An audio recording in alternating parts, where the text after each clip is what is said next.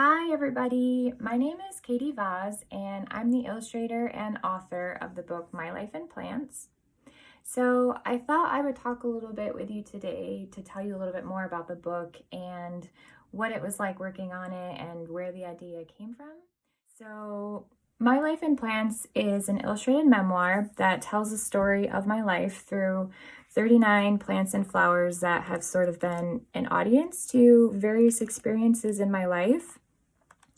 Each chapter features a specific plant or flower, and I talk about the different memories that are attached to it, or if there's any lessons that I might have learned about it. And each chapter has a big illustration at the beginning of it that depicts that moment in time and the plant that I'm talking about. Because it's a memoir, the stories are obviously very personal to me, but I do talk about some universal experiences that I think a lot of people can relate to.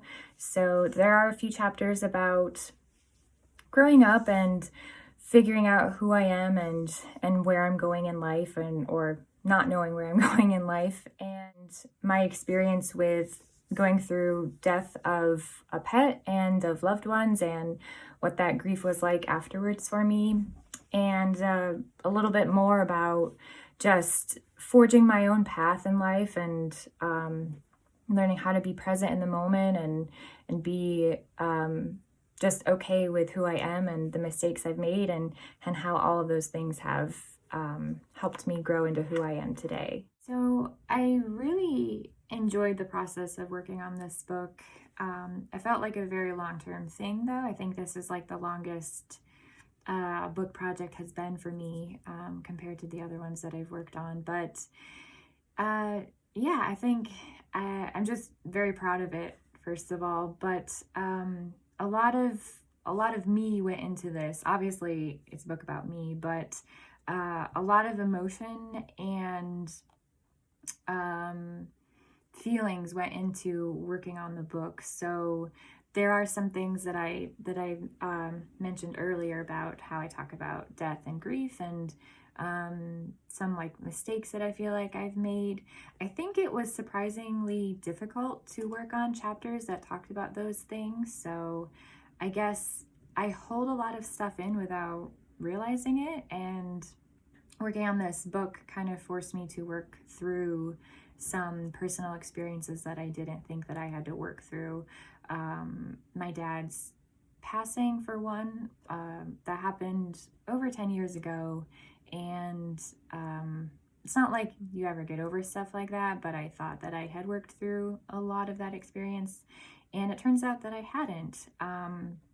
My cat Spanky dying was a really difficult time period of my life, and that was actually the hardest chapter to write. I kind of avoided it for as long as possible, and yeah, I mean, I certainly didn't have to include those things in the book, I should say, but they felt like very pivotal moments for me, and it felt important to talk about those and what that experience was like for me. I think throughout life, I've always kind of felt like I'm not experiencing things how I'm supposed to, or I'm doing something that's like, I don't know, like everyone else is doing it one way and I'm doing it the other way, but I can't help it.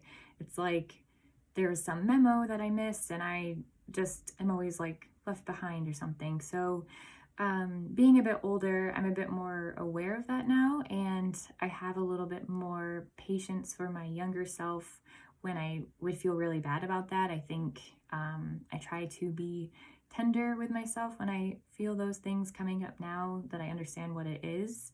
So I just thought it was really important to talk about these experiences for that reason, in case there is someone else out there who is going through that and feels like you're not experiencing it the right way or something's different and wrong, just to show you that it's probably not, that everyone is different, but a lot of us are the same in a way like that.